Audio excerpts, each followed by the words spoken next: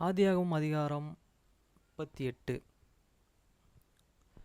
வசனம் 1. அக்காலத்தில் யூதா தன் சகோதரரை விட்டு அது அல்லாம்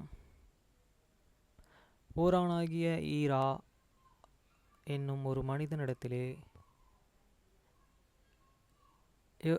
போய் சேர்ந்தான். வசனம் 2. அங்கே யூதா சூவா என்னும் பொருளுள்ள ஒரு கானானியருடைய குமாரத்தியை கண்டு அவளை விவாகம் பண்ணி அவளுடைய சேர்ந்தான். வசனம் 3. அவள் கர்ப்பவதியாகிய ஒரு குமாரனை பெற்றாள், அவனுக்கு ஏர் என்று பெயரிட்டான். வசனம் 4. அவள் மறுபடியும் கர்ப்பவதியாகிய ஒரு குமாரனை பெற்றாள், அவனுக்கு ஓனா என்று பெயரிட்டார். வசனம் 5. அவள் மறுபடியும் கர்ப்பவதியாகிய ஒரு குமாரனை பெற்றாள், அவனுக்கு சேலா என்று பெயரிட்டாள். அவள் இவனை பெறுகிறபோது அவன் கெசிபிலே இருந்தான். வசனம் 6. யூதா தன் மூத்தவனாகிய ஏர் என்பவனுக்கு தமர் என்னும் பொருளுள்ள ஒரு பெண்ணை கொண்டான். வசனம் 7. யூதாவின் மூத்த மகனாகிய ஏர் என்பவன் கர்த்தரின் பார்வைக்கு பொல்லாதவனாய் இருந்ததினால் கர்த்தர் அவனை அழித்து போட்டார். வசனம் 8. அப்பொழுது யூதா ஓனானை நோக்கி, நீ உன் தமையன் மனைவியை சேர்ந்து அவளை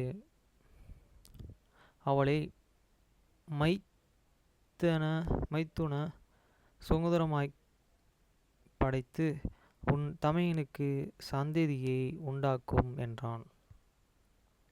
வசனம் 9. அந்த சந்ததி தன் சந்ததியாரே என்று ஓனான் அறிந்தபடியினாலே அவன் தன் தமையனுடைய மனைவியை சேரும்போது தன் தமையனுக்கு சந்ததி உண்டாகாதபடிக்கு தன் வித்தை தரையிலே விழவிட்டு கொடுத்தான். வசனம் 10. அவன் செய்தது கர்த்தரின் பார்வைக்கு பொல்லாததாய் இருந்ததனால் அவனையும் அவர் அழித்து போட்டார். வசனம் 11. அப்பொழுது யூதா தன் குமாரனாகிய சேலாவையும் அவன் சகோதரர் செத்தது போல சாவானென்று அஞ்சி தன் மருமகளாகிய தமரை நோக்கி, என் குமாரனாகிய சேலா பெரியவனான மட்டும் நீ உன் தகப்பன் வீட்டிலே கையும் பொன்னாய் தங்கியிரு என்று சொன்னான். அந்தபடியே தமர் போய் தன் தகப்பன் வீட்டிலே தங்கியிருந்தாள். வசனம் 12. அநேக நாள் சென்ற பின் சூவாவின் குமாரத்தியாகிய யூதாவின் மனைவி மரித்தாள். யூதாவினுடைய துக்கம் ஆறின பின் அவன் அது எல்லாம் ஊரானாகிய தன் சிநேகிதன் ஈராவுடனே திம்னாவிலே தன் ஆடுகளையே மயிர்கத்தரிக்கிறவரிடத்திற்கு போனான். வசனம் 13. அப்பொழுது உன் மாமனார் தம்முடைய ஆடுகளை மயிர்கத்தரிக்க திம்னாவுக்கு போகிறார் என்று தமருக்கு அறிவிக்கப்பட்டது. வசனம் 14. சேலா பெரியவனாகியும் அவனுக்கு மனைவியாக கொடுக்கப்படவில்லை என்று அவள்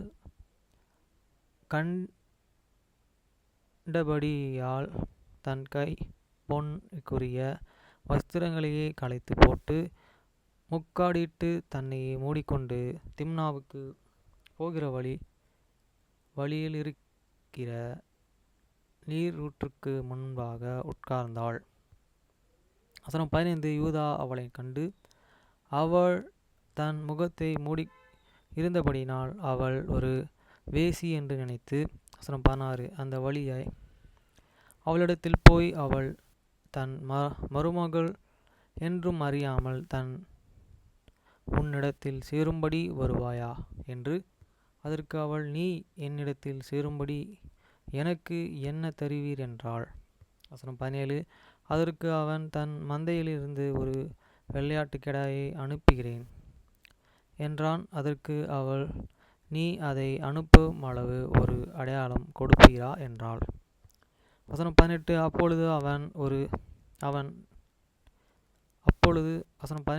அப்பொழுது அவன், நான் உனக்கு அடையாளமாக இன்ன கொடுக்க வேண்டும் என்று கேட்டான். அதற்கு அவள், உம்முடைய முத்திரை மோதிரம், உம்முடைய ஆரம், உம்முடைய கைக்கோலும் கொடுக்க வேண்டும் என்றாள். அவன் அவைகளை அவளுக்கு கொடுத்து அவளிடத்தில் சேர்ந்தான். அவள் அவனாலே கர்ப்பவதியாகி. வசனம் 19. எழுந்து போய் தன் முக்காடை களைத்து தன் கை பொன்னைக்குரிய வஸ்திரங்களையே உடுத்தி கொண்டாள். வசனம் 20. யூதா அந்த ஸ்திரீயினிடத்திலே இருந்த அடையாளமானத்தை வாங்கி கொண்டு வரும்படி அது எல்லாம் ஊரானாகிய தன் சிநேகிதன் கையிலே ஒரு வெள்ளையாட்டுக்குட்டியை கொடுத்து அனுப்பினான். அவன் அவளை காணாமல். வசனம் 21. அவ்விடத்தில் மனிதரை நோக்கி, வழி அண்டையில் நீரூற்றுகள் அருகே இருந்த தாசி எங்கே என்று கேட்டான். அதற்கு அவர்கள், அங்கே தாசி இல்லை என்றார்கள். வசனம் 22. அவன் யூதாவினிடத்திலே திரும்பி வந்து அவளை காணோம், அங்கே தாசி இல்லை என்றும் அவ்விடத்தில் மனிதரும் சொல்கிறார்களே என்றான். வசனம் 23. அப்பொழுது யூதா அதை அந்த ஆட்டுக்குட்டி அனுப்பினான். நீ அவளை காணவில்லையா? நமக்கு அவகீர்த்தி வராதபடிக்கும் அவள் அதை கொண்டு போகட்டும் என்றான். வசனம் 24. ஏறக்குறைய 3 மாதம் சென்ற பின் உன் மருமகளாகிய தமர் வேசித்தனம் பண்ணினாள், அந்த வேசித்தனத்தினால் கர்ப்பவதி ஆனாள் என்று யூதாவுக்கு அறிவிக்கப்பட்டது. அப்பொழுது யூதா அவளை வெளியே கொண்டு வாருங்கள், அவள் சுட்டெரிக்கப்பட வேண்டும் என்றான். வசனம் 25. அவள் வெளியே கொண்டு வரப்பட்ட பொழுதோ அவள் தன் மாமனிடத்துக்கு அந்த அடையாளத்தையே அனுப்பி, இந்த பொருட்களை உடையவன் எவனோ அவனாலே நான் கர்ப்பவதி ஆனேன். இந்த முத்திரையை மோதிரம், அந்த ஆரம், இந்த கோல் யாருடையவைகள் பாரும் என்று சொல்லி அனுப்பினாள். வசனம் 26. யூதா அவைகளை பார்த்ததறிந்து, என்னிலும் அவள் நீதி உள்ளவள், அவைகளை என் குமாரனாகிய சேலாவுக்கு கொடாமற்று போன என்றான். அப்புறம் அவன் அவளை சேரவில்லை. வசனம் 27. அவனுக்கு பிரசவ காலம் வந்தபோதோ அவள் கர்ப்பத்தில் 2 பிள்ளைகள் இருந்தன. வசனம் 28. அவள் பெறுகிறபோது ஒரு பிள்ளை கையை நீட்டினது. அப்பொழுது மருத்துவச்சி அதன் கையை பிடித்து அதிலே சிவப்பு நூலை கட்டி, அது முதலாவது வெளிப்பட்டது என்றான். வசனம் 29.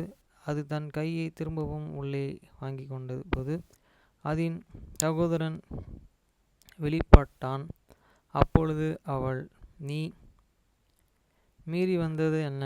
இந்த மீறுதல் உன்மேல் நிற்கும் என்றாள். அதனால் அவனுக்கு பாராஸ் என்று பெயரிடப்பட்டது. வசனம் 30. பிற்பாடு கையிலே சிவப்பு நூல் கட்டியிருந்த அவனுடைய தம்பி வெளிப்பட்டான். அவனுக்கு சேரா என்று பெயரிட்டது.